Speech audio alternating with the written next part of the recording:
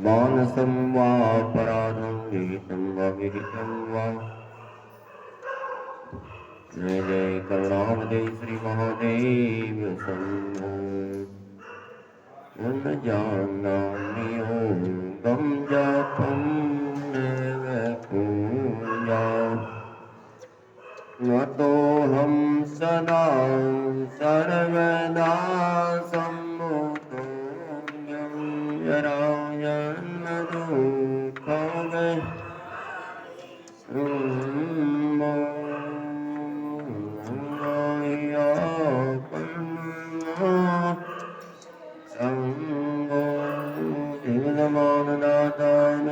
विपति विदारणा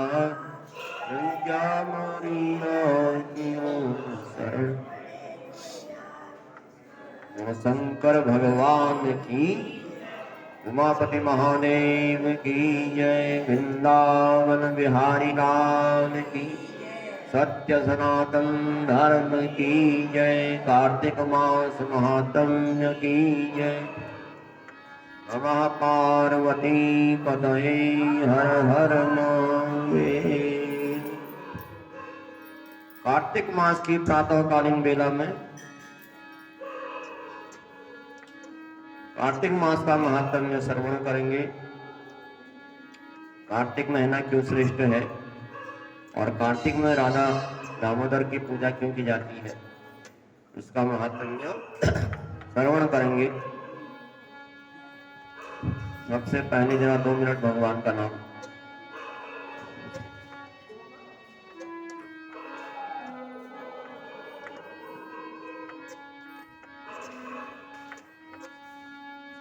मंदिर से दौड़ी चली आऊंगी, कोई दिल से पुकारे। मंदिर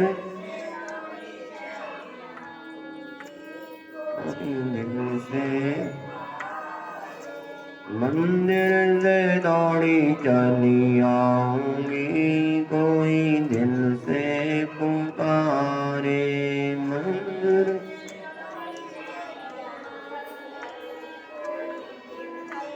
पुकारे। पहला संदेशा मेरे राम जी का आया।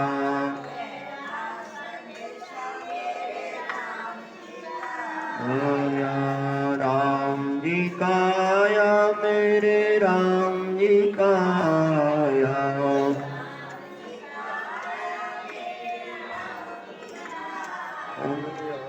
सीता का रूप धर आऊंगी, कोई दिल से पुकारे।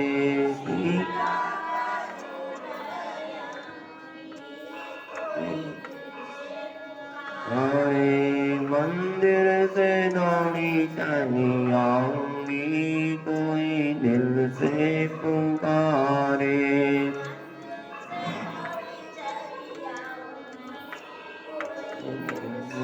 पुकारे। दूजा संदेशा मेरे विष्णु का आया।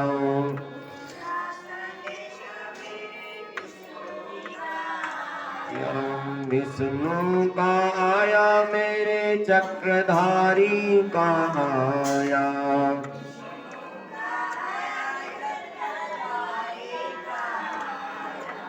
लक्ष्मी का रूप धर आऊंगी, कोई दिल से पुकारे। लक्ष्मी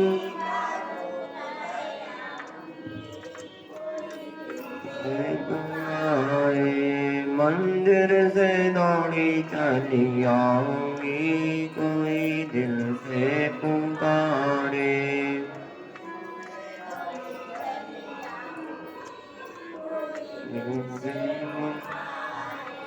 तीजा संदेशा मेरे भोले का आया।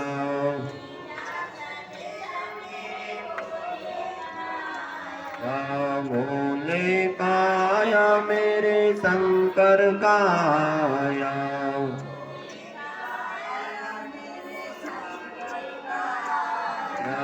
गौरा का रूप धर आऊंगी, कोई दिल से पुकारे।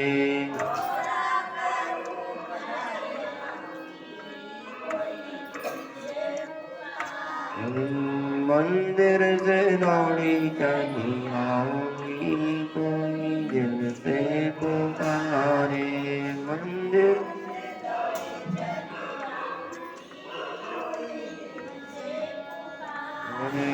चौथा संदेशा मेरे भक्तों का आया।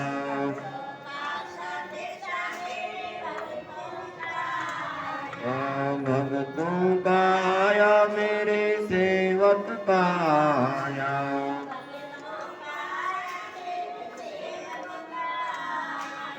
दुर्गा का रूप धर आऊंगी, कोई दिल से पुकारे।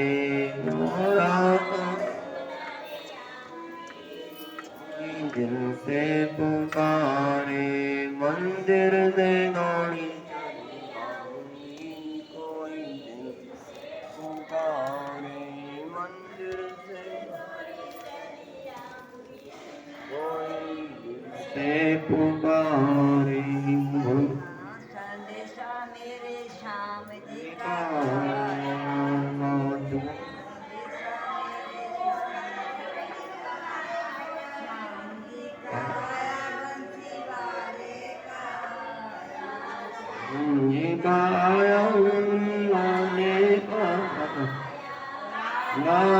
रूप धर आऊंगी,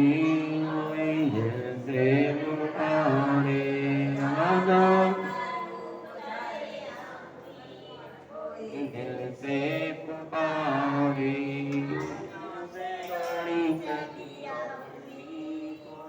दिल से पुकारे। बोलो कार्तिक मास महात्म्य की जय, तुलसा महारानी की जय। नमस्कार।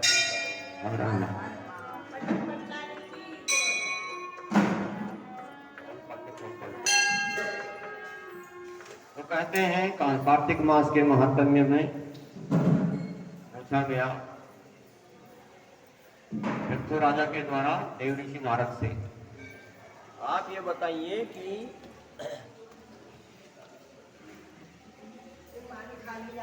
कौन सा कार्तिक मास की श्रेष्ठता का कारण? भगवान को 12 महीनों में कार्तिक महीना विशेष प्रिय क्यों है? और कार्तिक मास और एकादशी तिथि का श्रेष्ठता के बारे में पूछा गया।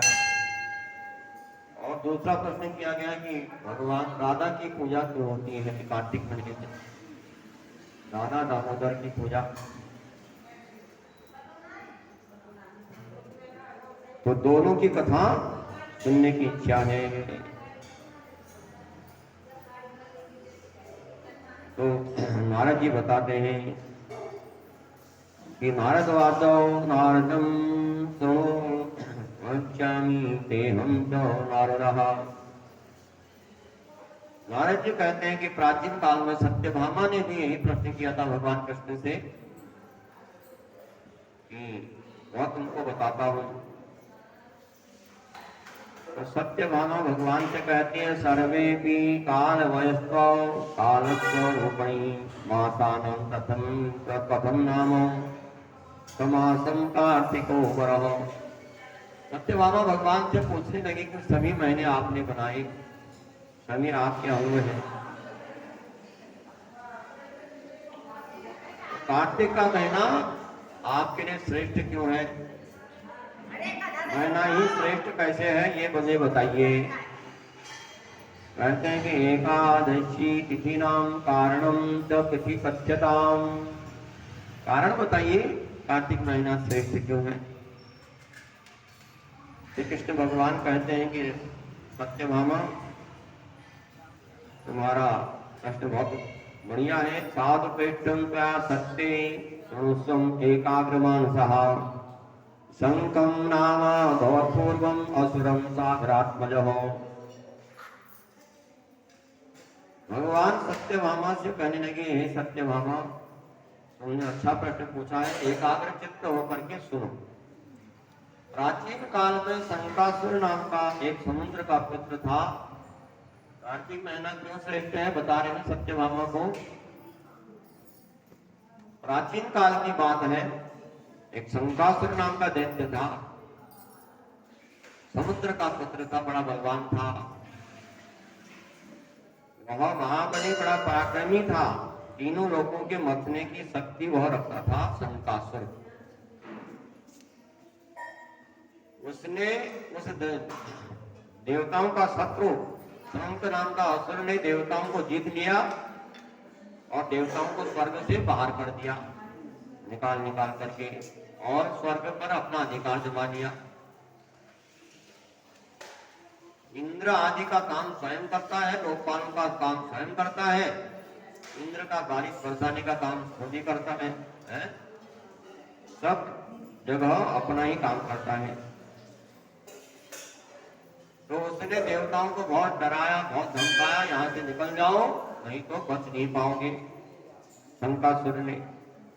तो देवता डर के मारे गुफाओं में छिप करके रह चले गए, गुफाओं में छिपने के लिए। कहते हैं कि बहुत वर्ष तक जब गुफा में चले गए देवता लोग, तो कहते हैं अब्द सहस्राणी सर्वाधम सवासवा, और वह छिप करके रहने लगे। तो शंकासुर की पकड़ में नहीं आ पाए देवता, कोई भी देवता शंकासुर की पकड़ में नहीं आएगी। अब शंकासुर ढूंढने लगा देवताओं को, कहां चले गए ये, इनको छोड़ूंगा नहीं। तो कहते सुमेरु पर्वत की तरफ जब गए तो शंकासुर पकड़ नहीं आ सके शंकासुर के। तब उसने उस शंकासुर ने विचार किया कि देवलोक में मैंने अधिकार कर लिया, इंद्रपुरी में, अमरावतीपुरी में, परंतु ये बलवान हो रहे हैं देवता किस कारण? ये देवता मेरे अधिकार में बलवान होने के कारण नहीं आ पा रहे हैं, क्या करूं? और शंकासुर कहने लगा मुझे पता चला है कि देवता मंत्रों के बल पर बलवान होते हैं। देवाधीनम सर्व जगत सर्वम मंत्राधीनम तो देवता, सारा संसार भगवान के अधिकार में है, लेकिन वह भगवान मंत्रों के अधिकार में हो जाते हैं, मंत्रों के अधीन होते हैं। सारा संसार देवताओं के अधीन होता है और वह देवता किसके अधीन होते हैं? मंत्रों के। अब शंकासुर कहने लगा ये देवता मंत्रों के सहारे बलवान है,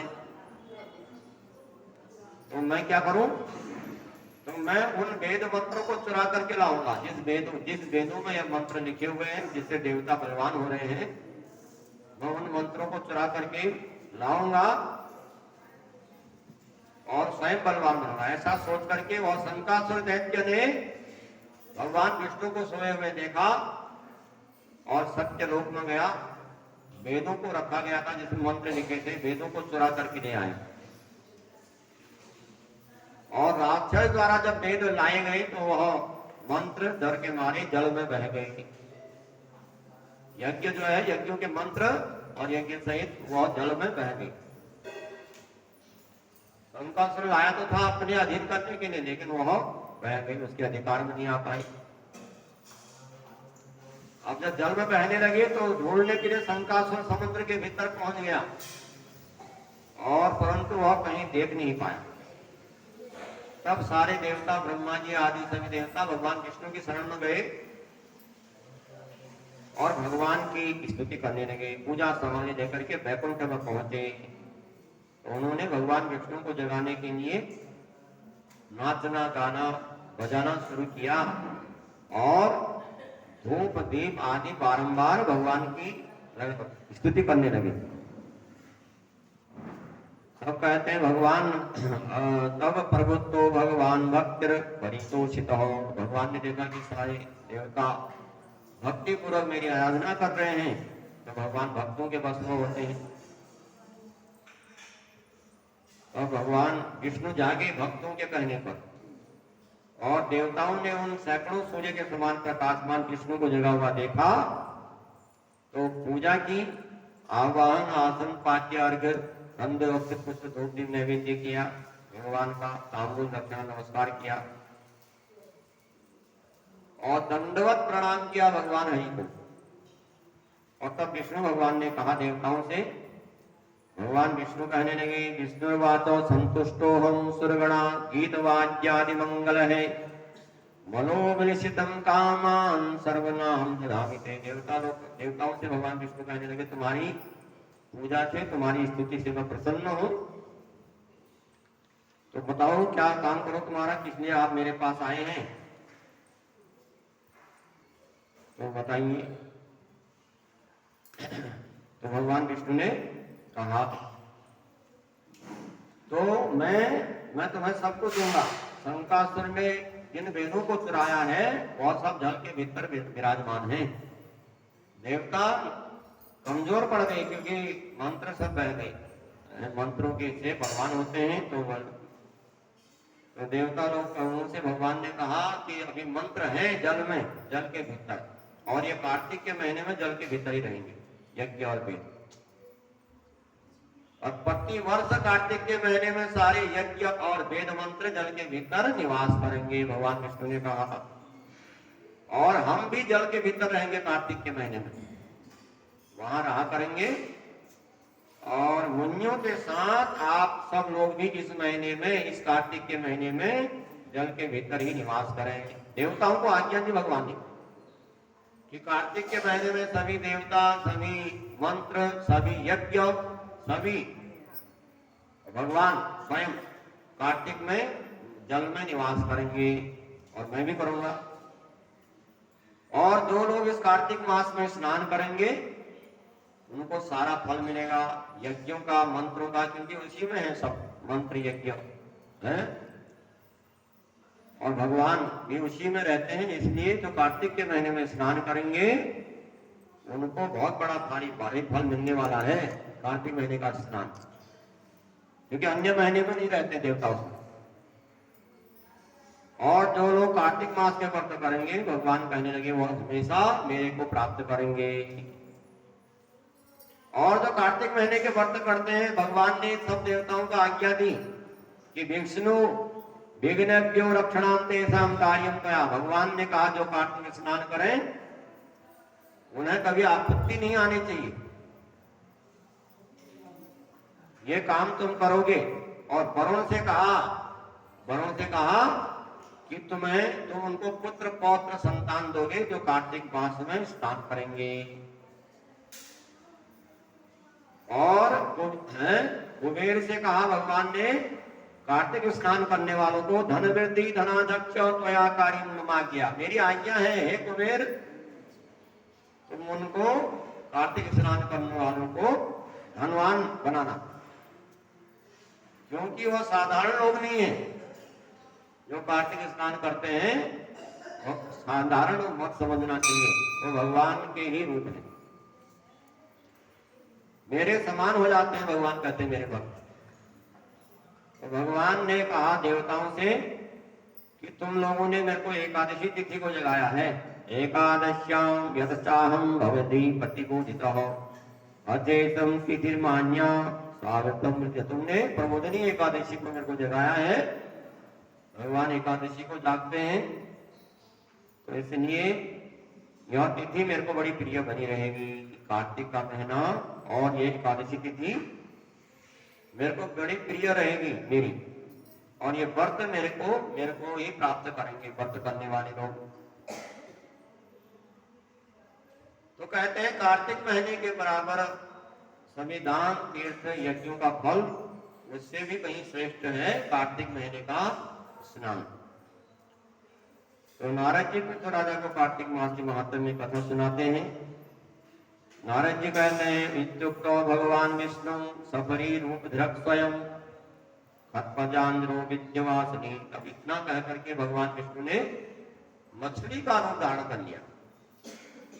मछली का रूप धारण क्यों किया? क्योंकि शंकासुर के डर से सारे वेद मंत्र यज्ञ आदि सब जल में बह रहे थे कार्तिक का महीने में। तो इसलिए भगवान ने उन वेद मंत्र को ढूंढने के लिए मत्स्य अवतार लिया और कमंडलों, और उन्होंने मछली का रूप धारण करके, मत्स्य का रूप धारण करके विंध्याचल पर्वत पर विराजमान थे कश्यप ऋषि। बहुत जल दे रहे थे सूर्य भगवान को, तो वह अंजलि से गिर पड़े नीचे, जल से नीचे आ गिरे। तब मुनि ने अंजलि से हटा करके उस कमंडल में उसको रखा, उस मछली को, वैश्य को। अब मछली बड़ा होने लगा तो कश्यप जी ने घड़े में डाल दिया, और घड़े में भी नहीं समा सका तो उसको कुएं में डाल दिया गया। तब वह मछली कहीं वहां भी नहीं समाया तो कश्यप मुनि ने उसको समुद्र में डाल दिया। तो भगवान ने मत्स्यावतार लिया और निरंतर बढ़ने लगे। तो समुद्र मंथन में अनेक अवतार हुए, लक्ष्मी का है, मोहिनी का अवतार हुआ है, और इस प्रकार से मत्स्य अवतार भी समुद्र मंथन के समय में होगा भगवान का। तो कश्यप जी के अंजलि से जो गिरे मछली के रूप में, और समुद्र में जब डाल दिए गए, और वह तब भगवान मत्स्य रूपधारी भगवान विष्णु शंकासुर को मार करके उसे अपने हाथ में पकड़ करके बद्रिकाश्रम में पहुंच गई, और बद्रीनाथ में पहुंच करके भगवान शंकासुर को ले जा करके पकड़ लिए, और उन्होंने ऋषियों को संबोधित करते हुए कहा, भगवान विष्णु ने कहा ऋषियों से, हे ऋषियों, तावत प्रयागे तिष्ठा में देवगण संतो छंदोजा कर्णकोशी संयोषित हो। फिर बद्रिकाश्रम से फिर प्रयाग में चले गए उसके बाद, और भगवान सब देवताओं से कहने लगे कि अब तुम सब लोग जल के भीतर वेद मंत्रों को ढूंढो और समुद्र से बाहर निकाल के लाओ। तब तक मैं देवताओं के साथ प्रयाग में रहूंगा। कहा कि छंद, व्याकरण, कोश, चिकित्सा, ज्योतिष और स्मृति, वेदों को ढूंढ करके लाओ, वेद मंत्रों को ढूंढ कर लाओ। वेदों में छंद है, व्याकरण है, कोश है, चिकित्सा के बारे में, सारी बीमारी का इलाज कैसे होता है, सब उसमें आयुर्वेद की शिक्षा दी गई है। ज्योतिष सारा भरा पड़ा है वेदों में। तो ये स्मृति, 6 अंगों के कारण वेदों को षडांग कहा जाता है। जो शब्द है, शब्द शास्त्र वेदों का मुख है, जो मंत्र बोले जाते हैं, और ज्योतिष जो है उस शास्त्र का नेत्र है, वेदों का निरुक्त कान है, कल्प हाथ है, वेद की शिक्षा नाथ है, और दोनों पांव। तो इस प्रकार वेदों का आकार है। तो नारद जी पृथ्वीराजा से कहते हैं कि राजन, कहते हैं कि तत्सम सर्व तपोबलम समन्वितः। तब सभी तपस्वी मुनि ने जाकर के जल में जाकर के वेद मंत्रों को ढूंढा, और जो भाव जिसको प्राप्त हुआ उसी के नाम से वह प्रसिद्ध हो गया। तो सारे वेद मंत्रों को ढूंढ करके सब ऋषि मुनि लोग प्रयाग में पहुंचे, और ला करके रख दिया कि ये हम ढूंढ करके लाए हैं। तब वेदों को पा करके ब्रह्मा आदि बहुत प्रसन्न हुए, और उन्होंने मिल करके प्रयाग में उन मंत्रों के से अश्वमेध यज्ञ किया प्रयाग में। और अंत में सभी देवता नाग पृथ्वी पर सिर रख करके दंडवत प्रणाम करते हुए इस प्रकार बोले। देवताओं ने कहा कि देव देव जगन्नाथ विज्ञति सुणम प्रभो हर्ष कालो यमासम तथा प्रदो भव। देवता लोग कहने लगे, हे प्रभु, ये हमारे लिए बड़े आनंद का समय है कि हम खोए हुए मंत्रों को फिर प्राप्त कर लिए हैं, जो शंकासुर के डर से बह गए थे, उनके ढूंढ करके हम ले आए हैं, इससे हम पुनः बलवान बनेंगे। तो इसलिए ये अब समय बढ़िया, बहुत बढ़िया है, इसलिए आप कोई वरदान हमको दें। हे रमापति, ऋषियों ने खोए हुए वेद मंत्रों को प्राप्त कर लिया है। तो यह स्थान पृथ्वी में बड़ा श्रेष्ठ और पुण्यवर्धक है। ये प्रयाग जो है, जहाँ अश्वमेध यज्ञ किया गया है मंत्रों से, ये बड़ा पुण्य देने वाला है। आपकी कृपा से ये लोगों को भोक्ति और मुक्ति को देने वाला हो, सभी समय में महापुण्यदायक हो, ब्रह्म हत्यादि पाप नष्ट करने वाला, अविनाशी सिद्ध हो। ये वरदान मांगा कि जो भी यज्ञ यहाँ पर प्रयाग में स्नान करें, जो भी यज्ञ करें, उनको बड़े बड़े ब्रह्म हत्या आदि पाप, जो महान पाप होते हैं, उनसे भी मुक्ति मिल जाएगी। विष्णु भगवान कहने लगे देवताओं से कि ममातन कथम देवम यद भक्ति विहातम तदस्तु भवेत भक्ति ब्रह्म क्षेत्रम में स्मृत। कृष्ण जी बोले देवताओं मेरा भी यही विचार है, जैसा आपने कहा यह क्षेत्र अत्यंत पवित्र होगा और ब्रह्म क्षेत्र से प्रसिद्ध होगा नाम से। सूर्य वंश में उत्पन्न जब भगीरथ राजा होंगे उस समय गंगा को इस प्रयाग में लाएगा और कालांतर में गंगा यमुना का यहाँ पर संगम होगा और आप लोग भी ब्रह्मा सहित हमारे साथ कर रहे हैं और यह क्षेत्र तीर्थराज और तो तीर्थ होंगे, यह तीर्थों का राजा होगा, तीर्थराज प्रयाग होगा, महातीर्थ बनेगा।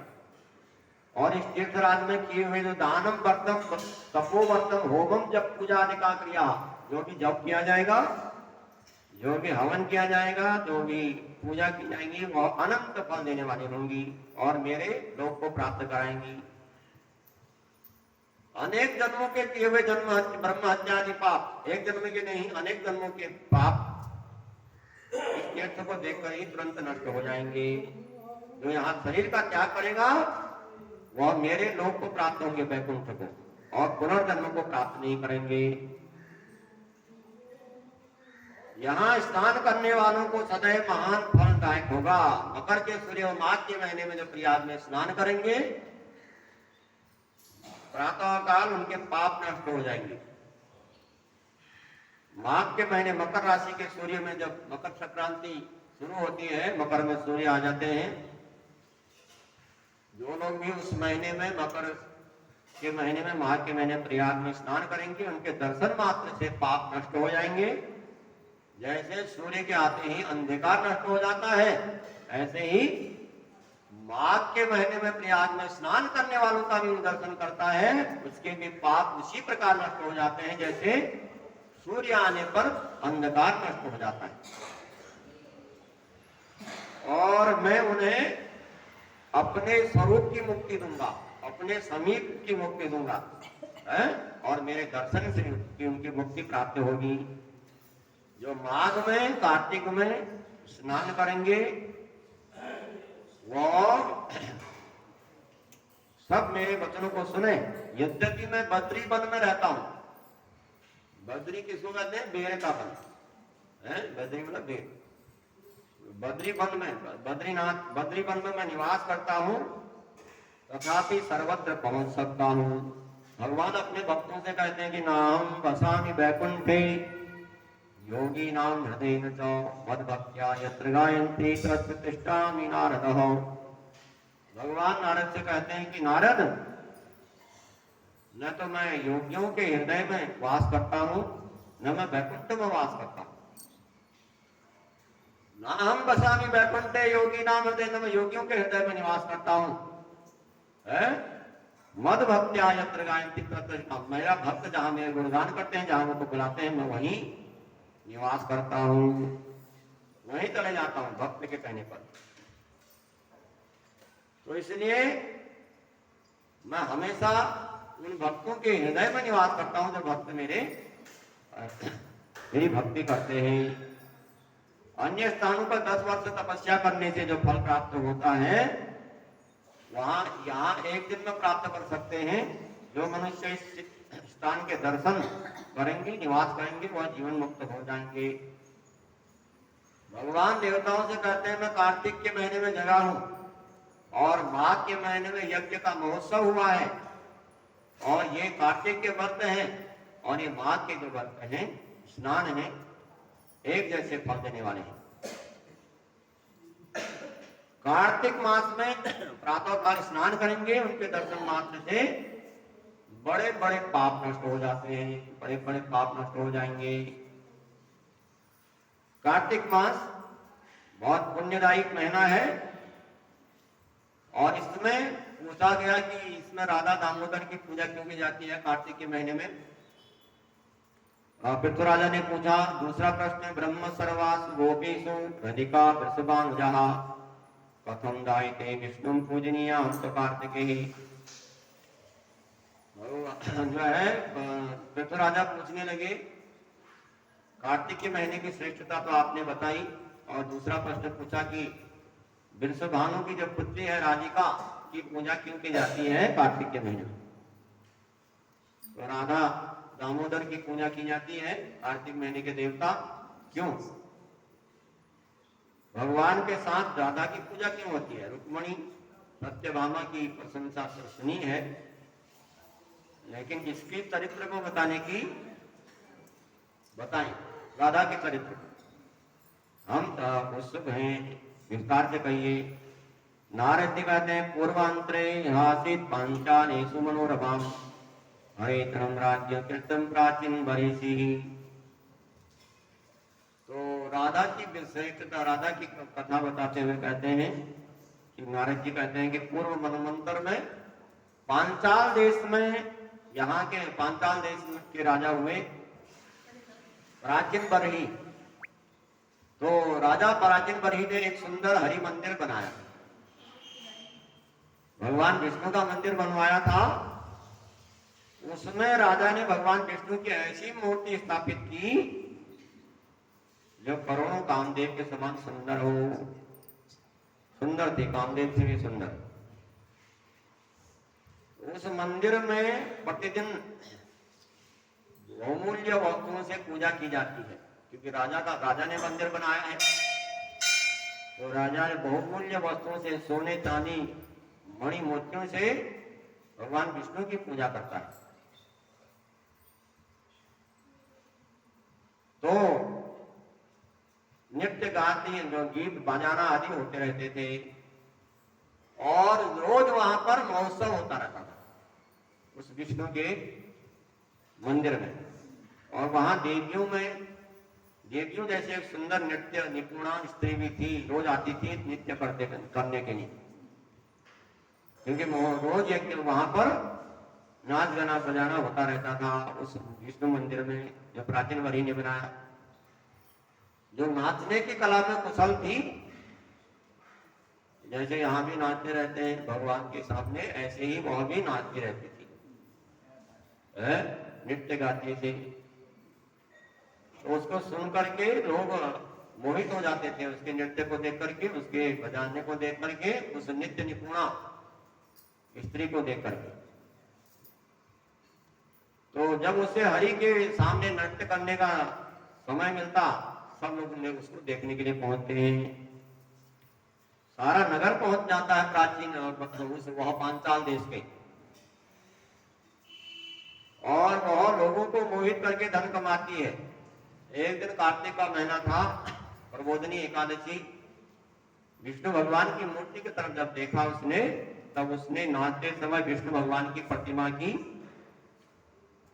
विशेष रूप से देखा, तो उसके रूप को, श्रृंगार को देख करके मोहित हो गई और सोचने लगी, भगवान के अद्भुत रूप को देखने लगी कार्तिक प्रबोधनी एकादशी के, और देखते रह गई एक तक, और सोचने लगी ये भगवान कितने अद्भुत हैं, कितने सुंदर रूप वाले हैं, यदि ये मेरे कंठ में बाण से बाहर डाल करके नाचते और ये कितना अच्छा हो।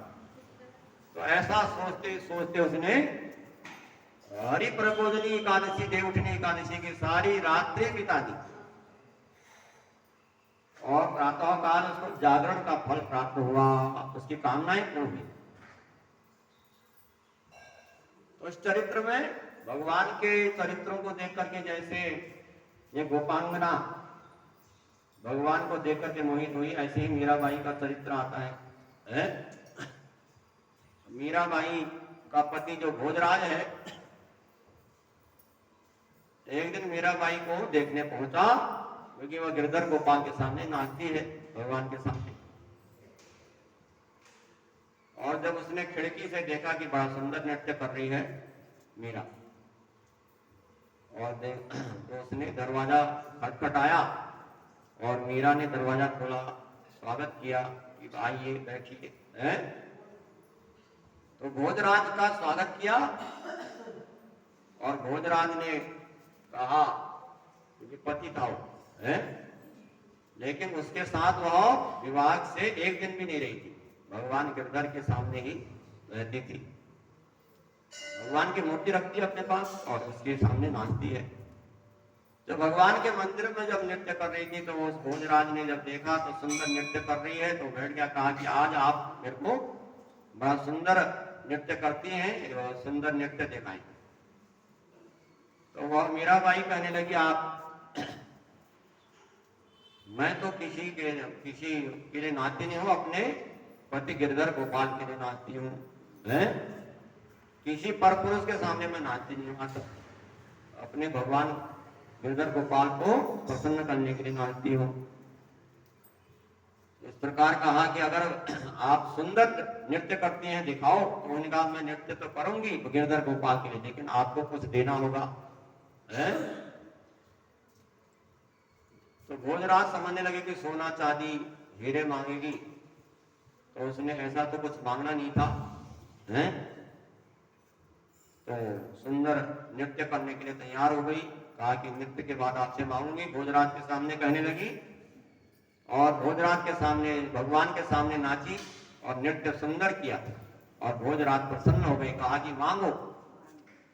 तो उसने कहा, मीरा ने कहा कि मैं आपसे एक ही चीज मांगती हूँ कि आज से आप मेरे प्रति अपना ध्यान हटा लें, हैं? मेरे प्रति आप कोई भी पत्नी जैसी भावना में रखें, आप दूसरी शादी कर लें। तो वह भोजराज जो है उस के नृत्य को देख करके, ऐसा सुन करके वह बेहोश हो गए और नीचे पृथ्वी पर गिर पड़ा। जो और जो थे भोजराज की जो बहन थी, वह वहां पर हल्ला गुल्ला मचाने लगी, इस भाभी ने हमारे पति को, हमारे भाई को मार दिया। तो जब होश में आए भोजराज, तो उन्होंने सभी परिवार वालों से कहा कि मीराबाई को कभी सताना है, कभी भी इसका अवहेलना मत करना। तो इस प्रकार से वह भोजराज कुछ समय के समय बाद मृत्यु को प्राप्त हो गया, और मीराबाई उसी मंदिर में रहने लगी और भगवान के सामने नाचती है। और उसके उनके वंश में एक राजा हुआ उसके बाद, विक्रम राणा नाम का। विक्रम राणा नाम से राजा हुआ दूसरा, क्योंकि भोजराज मृत्यु को प्राप्त हो गया। और विक्रम राणा बहुत सताता था मीराबाई को, उसके परिवार वाले, उसके भाई हैं, उसकी माता, तो बहुत सताने का काम करते थे। तो विक्रम राणा ने तो कुछ दूतियां लगा दी थी उसके पीछे। उनको शक था कि मीरा का किसी पर पुरुष के साथ प्रेम है, तो वह गुप्तचर्या लगा दी। एक बार गुप्तचर्या जाती हैं और गुप्तचर्यों ने देखा, और रात के समय में गई और पूछा, रो रही थी मीरा, भगवान के सामने रो रही थी। वो कहा, क्या पूछा उन दूतियों ने कि क्या दुख है आपको, क्यों रो रही हो? तो वह कहने लगी, आप मेरे बारे में, मेरे दर्द के बारे में क्या जानोगी? अरे मैं तो प्रेम दीवानी, मेरा दर्द न जाने कोई। मेरे दर्द को क्या जानोगे तुम? मैं तो भगवान की प्रेम दीवानी होगी। तो इस प्रकार से वह मीरा भगवान के विरह में नाचती है, और उनको पदों के द्वारा उस दूतियों को उसने बहुत सुनाया। मीरा के पद सुने जब, वह दूतियां भी प्रेम में मग्न हो गई है। तो एक बार जब विक्रम राणा ने देखा, जो सताता है, जो राजा बना, विक्रम राणा ने देखा कि ये बहुत देवोपति है, तो उसकी जो मूर्ति थी गिरधर गोपाल की, उसको उठा करके फेंक दिया नदी में। और जब मीरा ने देखा कि मेरे गिरधर इसने फेंक दिए, तो वह भी छलांग लगा दी उसमें, हैं? भगवान प्रकट हो गए और भगवान ने उसको हृदय से लगाया, और भगवान ने उसको हृदय से लगा दिया। तो उसके जो है भगवान ने कहा कि मैं तेरे को कलयुग में दर्शन दूंगा। तो मीरा को भगवान ने, और छलांग जो लगाई है उसने जोधपुर में लगाई। जोधपुर में एक राणा का मंदिर है बहुत बड़ा, हम अभी गए थे 2-4 महीने पहले, जिसमें वहां का उस राणा परिवार का, जहां मीराबाई का चरित्र है, उसमें लोग घूमने जाते हैं और बहुत समय लगता है उसमें। और राणा परिवार वहां अभी भी रहता है और उन्हीं के अधीन चलता है। तो जोधपुर में जो छलांग लगाई उसने, वो वृंदावन में मिली जाकर के मीराबाई लगाई तो जोधपुर में थी। तो मीराबाई का चरित्र इससे मेलजोल खाता है राधा के चरित्र के साथ। राधा भी वही नृत्य करती है जो मीराबाई भगवान की दीवानी है। और ये जो गोपांगनाएं हैं, ब्रज की गोपांगनाएं साधारण नारियां नहीं।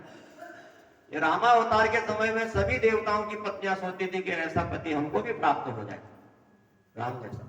सभी पति बनाना चाहती हैं, लेकिन भगवान राम ने कहा कि मैंने वचन देकर मैं एक पत्नी भक्त द्वापर में जब कृष्ण का रूप धारण करूंगा, सब देवताओं की पत्नियां ब्रज की गोपांगनाएं बने और सबको मैं अपने प्रेम प्रदान करूंगा। तो ये साधारण नहीं है ब्रज की गोपांगनाएं। एक ब्रज की गोपांगनाएं एक बार आई शादी करके, नहीं है। एक ब्रज की गोपांगनाएं की एक कथा याद आती है। कहीं पर पढ़ा कि वहां पर नई बहू आई ब्रज में और बड़ी भोली भाली गांव की रहने वाली। उसके सास ने, उसके ननंद ने कहा कि तो सब पुरुषों को देखियो, लेकिन इसको एक जो है एक छोरे को मत देखियो, कभी भी मत देखियो उसको, चाहे कितना ही आग्रह करे, है? क्योंकि वह मन को चित्त छोड़ देता है। सबको मुख दिखाइए, उसको मत दिखाइए कभी भी, क्योंकि वो बड़ा भारी चित्त चोर है। तो वो ब्रज की जो गोपांगना आई नहीं बहू, वह बड़ी सीधी सादी थी। उसने कहा कौन है ऐसा जो दूसरे के चित्त को छोड़ लेता। कहा कि नंद का बाबा है, नंद का छोरा।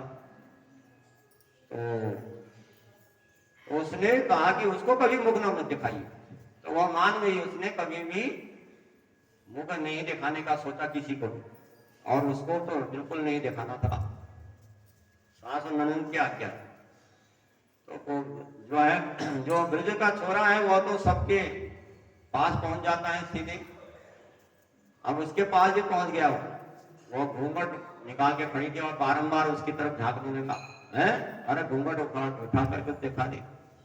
लेकिन उसने कस के पकड़ लिया, क्योंकि सास और ननद की आज्ञा है कि उसको कभी मुख मत दिखाना। तो 3 घंटे तक भगवान खड़े रहे उसको देखने के लिए और घूंघट को उठाते रहे, लेकिन वह उठा ही नहीं। तो भगवान ने भी कहा तूने मेरे को देखने नहीं है, मैं भी तेरे को, तू भी मेरे को कभी नहीं देख पाएगी। भगवान ने भी ठान लिया उसे ब्रज की गोपना से। और जब इंद्र वर्षा कर रहे थे 7 दिनों तक, उस समय सभी को जब प्रलय होने लगा वर्षा से, सभी जो है गोवर्धन के नीचे आ गई, सभी बचने के लिए। सभी नारियां आई वहां पर, वह गोपी भी आई और सारी गोपियां भगवान को चित्त देख रही हैं। कोई निहार रही है, कोई होड़ देख रही है, कोई क्या देख रही है भगवान की।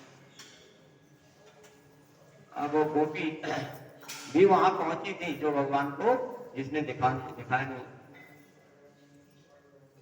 और एक हवा का झोंका ऐसा आया कि उसे घूंघट उड़ गया, भगवान की तरफ देखा तो देखती रह गई है।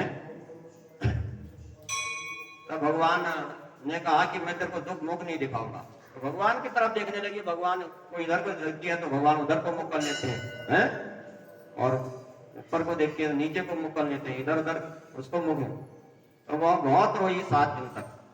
तो भगवान ने जो है दया आ गई, भगवान ने कहा, तो उसको जो है भगवान ने कहा अभी तो मैं तेरे को नहीं दिखाऊंगा मुख, आप तेरे को मैं कलयुग में मुख दिखाऊंगा मीराबाई के रूप में। तो वही अगले जन्म में मीराबाई बनी, जिस गोपी को भगवान ने कलयुग में दर्शन दिया। तो मीराबाई का चरित्र है और वह गिरधर के लिए नाचती है। और इधर रानी गोपी जो है, एक गोपी जो है वह भी भगवान के बाह डाल करके नाचते, तो कितना अच्छा है। तो सारी रात्रि उसने प्रबोधिनी एकादशी की रात्रि में बिता दी। तो कामना पूर्ण हुई। कुछ वर्ष के बाद वह मृत्यु को प्राप्त हुई तो देवांगना बनी, और वहां भी वह रूप यौवनशालिनी निपुण थी। जब उसने एक दिन शीशे में अपना मुख देखा तो सोचने लगी ये मेरा स्वरूप किसी मनुष्य के लायक नहीं। तो भगवान की आकांक्षा याद आ गई उसको कि भगवान के सामने नाच दी, भगवान मेरे बाहर डाल करके नाच दे।